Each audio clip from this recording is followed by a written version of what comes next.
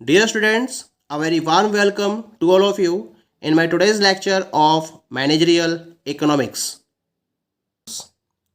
In today's lecture, we will discuss upon the next and last theory of profit. This is known as the modern theory of profit. जैसा कि previous lecture में हमने profit के regarding different type की theories को discuss किया था। Innovation theory of profit, risk bearing theory of profit, uncertainty bearing theory of profit, wages theory of profit, rent theory of profit, dynamic theory of profit. तो in different theories को हमने previous lectures में cover up किया था। आज के lecture में हम प्रॉफिट के रिगार्डिंग इसकी लास्ट थ्योरी को डिस्कस करेंगे and this is popularly known as the modern theory of profit. क्या कहती है theory? This theory of profit is also called the demand and supply theory of profit. यानी कि इसको हम डिमांड एंड सप्लाई और थ्योरी ऑफ प्रॉफिट के नाम से भी जानते हैं। As a reward of other factors of production is determined by the respective demand and supply, in the same way profit is determined by the demand and supply of an entrepreneur. यानी कि जैसा कि हमने different factors के relation में उनके reward को determine किया था और उसके लिए हमने उनके डिमांड और सप्लाई को कंसिडर किया था, और इस डिमांड और सप्लाई के इंटरेक्शन के बेसिस पर जो इनकी इक्विलिब्रियम पोजीशन को डिटरमाइन किया था, उसके बेसिस पर हमने उनके प्रॉपर प्राइस को यानी कि उनके रिवॉर्ड को डिटरमाइन किया था। उसी तरीके से इस थ्योरी में हम एंटरप्रेन्योर्स की डिमांड और उनकी सप्लाई के बेसिस पर प्रॉफिट को डिटरमाइन करेंगे। यानी कि वो पर्टिकुलर पॉइंट जहां एंटरप्रेन्योर का डिमांड कर्व उनके सप्लाई कर्व को इंटरसेक्ट करेगा या कट करेगा, वो पॉइंट उनका इक्विलिब्रियम पॉइंट कहलाएगा, और उसके करस्पॉन्डिंग जो प्रॉफिट डिटरमाइन होगा वो उनके मार्केट में प्रिवेलिंग प्रॉफिट को डिसाइड करेगा।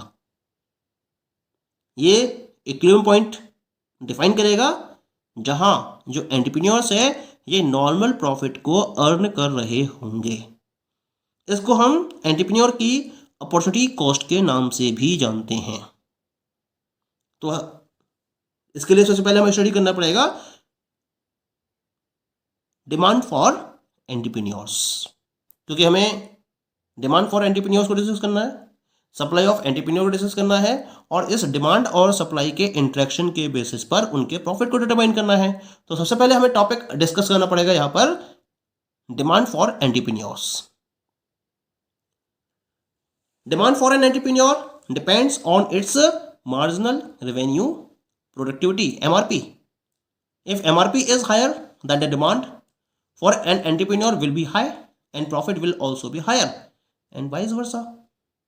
यानी कि अगर मैं एंटरप्रेन्योर्स की डिमांड की बात करूं तो directly it is connected with their marginal revenue productivity. ये एंटरप्रेन्योर्स की मार्जिनल रेवेन्यू प्रोडक्टिविटी पर डिपेंड करती है। यानी कि अगर एंटरप्रेन्योर्स की मार्जिनल रेवेन्यू प्रोडक्टिविटी हायर है तो जो एंटरप्रेन्योर्स की डिमांड होगी वो भी ज़्यादा होगी, और अगर डिमांड ज़्यादा होगी तो इस केस में इनके प्रॉफिट्स भी ज़्यादा होंगे। लेकिन अगर इनकी जो मार्जिनल रेवेन्यू प्रोडक्टिविटी है वो कम होगी, लोअर होगी, तो इनकी डिमांड भी कम होगी और इसकी वजह से इनके प्रॉफिट्स भी कम होंगे। अब अगर मैं कहूं कि किसी एंटरप्रेन्योर की मार्जिनल रेवेन्यू प्रोडक्टिविटी को प्रॉपर्ली डिटरमाइन किया जाए तो उसको डिटरमाइन करना बहुत डिफिकल्ट होता है। क्यों? क्योंकि किसी भी ऑर्गेनाइजेशन में केवल और केवल एक ही एंटरप्रेन्योर अवेलेबल होता है, और एमआरपी को डिटरमाइन करने के लिए आपको क्या करना पड़ता है, उस पर्टिकुलर या कंसर्न फैक्टर की यूनिट्स में चेंज करना होता है। उसके बेसिस पर जो रेवेन्यू में चेंज आएगा वो उसकी एमआरपी को रिप्रेजेंट करेगा। लेकिन क्योंकि केवल सिंगल एंटरप्रेन्योर होता है किसी भी ऑर्गेनाइजेशन में, तो इसके बेसिस पर इसकी एमआरपी को डिटरमाइन करना बहुत ज़्यादा डिफिकल्ट होता है। लेकिन जब हम कंप्लीट इंडस्ट्री की बात करते हैं तो इंडस्ट्री के पॉइंट ऑफ व्यू से जैसे जैसे नंबर ऑफ एंटरप्रेन्योर्स इंक्रीज होते चले जाते हैं तो एमआरपी क्या होगी, डिक्रीज होगी, और अगर नंबर ऑफ एंटरप्रेन्योर्स कम होंगे तो एमआरपी इंक्रीज रहेगी। इस सिचुएशन को हम एक प्रॉपर ग्राफ के हेल्प से रिप्रेजेंट कर सकते हैं। यहाँ मैंने एक्स एक्सिस पर डिमांड फॉर एंटरप्रेन्योर्स को रिप्रेजेंट किया है, और बाई एक्सेस पर मैंने इसके रिलेशन में मार्जिनल रेवेन्यू प्रोडक्टिविटी को रिप्रेजेंट किया है। तो कर्व कैसा दिखाई दे रहा है इसका आपको, डाउनवर्ड डायरेक्शन में, फ्रॉम लेफ्ट टू राइट, ये इसका स्लोप है, जिसे मैंने एंटरप्रेन्योर की मार्जिनल रेवेन्यू प्रोडक्टिविटी के कर्व के रूप में या के फॉर्म में डिफाइन किया है।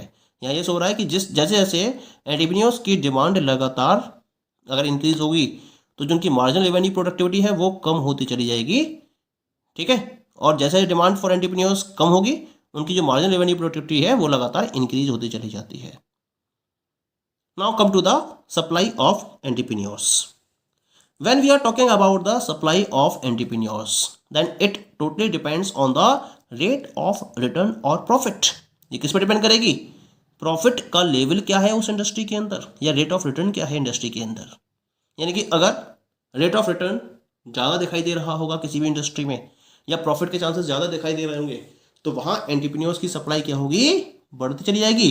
लेकिन अगर रेट ऑफ रिटर्न्स कम होंगे, प्रॉफिट्स कम होंगे, तो वहाँ एंटरप्रेन्योर्स की सप्लाई कम होगी।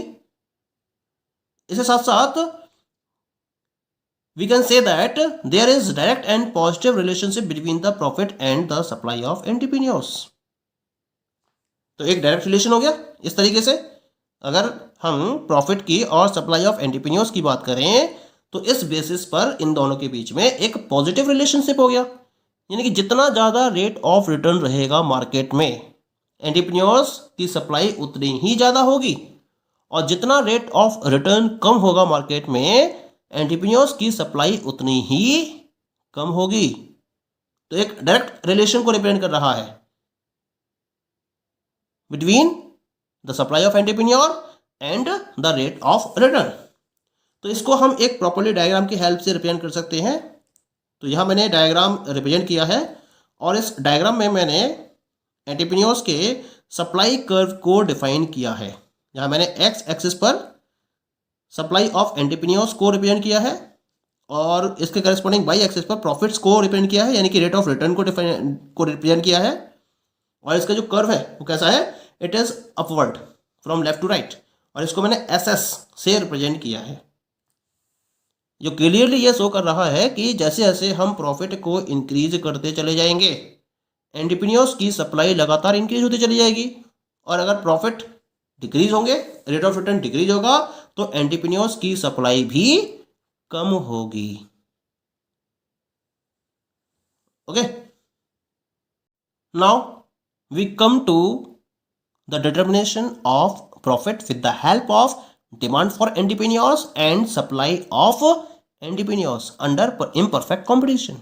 यानी कि इम्परफेक्ट कॉम्पिटिशन में अब हमें डिमांड फॉर एंटरप्रेन्योर और सप्लाई ऑफ एंटरप्रेन्योर के बेसिस पर इनके प्रॉपर प्रॉफिट को डिटरमाइन करना है।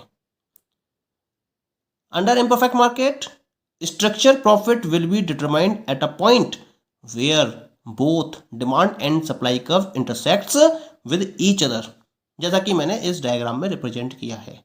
तो यहाँ मैं डिमांड कर्व और सप्लाई कर्व को एक ही प्लेटफॉर्म पर ड्रॉ करूँगा, और जिस पर्टिकुलर पॉइंट पर डिमांड कर्व सप्लाई कर्व को इंटरसेक्ट करेगा, उस पॉइंट को मैं मार्केट के इक्विलिब्रियम पॉइंट के नाम से कॉल करूंगा, और इस पॉइंट के करस्पॉन्डिंग जो प्रॉफिट डिटरमाइन होगा वो प्रिवेलिंग प्रॉफिट होगा, और एंटरप्रेन्योर्स क्या करेंगे, उसी पर्टिकुलर प्रॉफिट को अर्न कर रहे होंगे।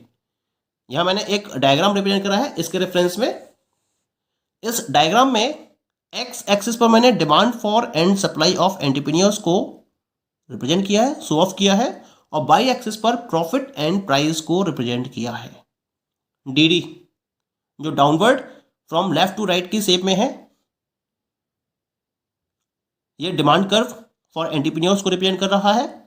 S S, upward from left to right के स्लोप के साथ में जो अवेलेबल है एस एस कर्व, ये एंटरप्रेन्योर्स के सप्लाई कर्व को रिप्रेजेंट कर रहा है। डिमांड कर्व डिफाइन कर रहा है कि जैसे जैसे मार्केट में एंटरप्रेन्योर्स की डिमांड इंक्रीज होगी, प्रॉफिट्स क्या होंगे, प्रॉफिट्स कम होते चले जाएंगे, और डिमांड कम होगी तो प्रॉफिट्स ज़्यादा होंगे। ऐसे ही मार्केट्स में अगर सप्लाई इंक्रीज होगी तो अगर प्रॉफिट ज़्यादा होंगे तो सप्लाई ज़्यादा होगी, और अगर प्रॉफिट्स कम होंगे तो सप्लाई कम होगी। यानी कि एक तरफ अगर प्रॉफिट ज़्यादा है तो सप्लाई ज़्यादा होगी, डिमांड कम होगी। और दूसरी तरफ अगर प्राइस या प्रॉफिट्स कम है तो प्रॉफिट कम होने के केस में सप्लाई कम होगी लेकिन डिमांड क्या होगी, ज़्यादा होगी। तो हमें एक ऐसा पॉइंट सर्च करना होता है या एक ऐसा प्रॉफिट पॉइंट डिटरमाइन करना होता है जहां डिमांड और सप्लाई दोनों इक्वल लेवल पर हो। तो इस तरीके से डायग्राम में जो डिमांड कर्व और सप्लाई कर्व हैं वो एक दूसरे को ई पॉइंट पर इंटरसेक्ट कर रहे हैं। ये ई पॉइंट क्या कहलाएगा? This E point is known as the equilibrium point of the market. इसके करस्पॉन्डिंग मैंने एक्स एक्सिस के पैरेलल एक लाइन को ड्रॉ करा, this is the line PE. तो ओपी क्या हो गया? This is the prevailing profit in the market.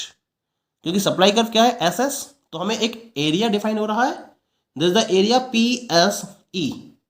ये सुपर नॉर्मल प्रॉफिट को डिफाइन कर रहा होगा, ठीक है, जो पर्टिकुलर एंटरप्रेन्योर्स मार्केट में अर्न करेंगे। लेकिन ये केवल और केवल शॉर्ट रन में अर्न किया जाएगा। The firm will earn super normal profit PSE during short run and also in the long run under the imperfect competition.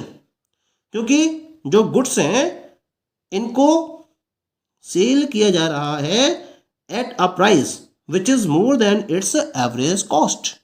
जिस पर्टिकुलर प्राइस पर हम गुड्स को सेल कर रहे हैं इम्परफेक्ट कॉम्पिटिशन में, वो जो प्राइस है या जो एवरेज रेवेन्यू है वो एवरेज कॉस्ट से ज़्यादा है। इसी वजह से जितने भी एंटरप्रेन्योर्स हैं मार्केट में वो PSE प्रॉफिट को अर्न करेंगे during short run and long run under the imperfect competition, जिसको मैंने PSE एरिया से रिप्रेजेंट किया है।